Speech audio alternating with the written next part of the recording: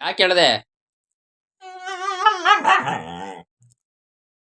ಯಾಕೆ ಹೇಳ್ದೆ? ಕೇಳ ಹೇಳಿದ ಮತ್ತೆ ಕೇಳಲ್ವಾ? ಕೇಳ್ತಿ ಇಲ್ವ ಹೇಳೋ?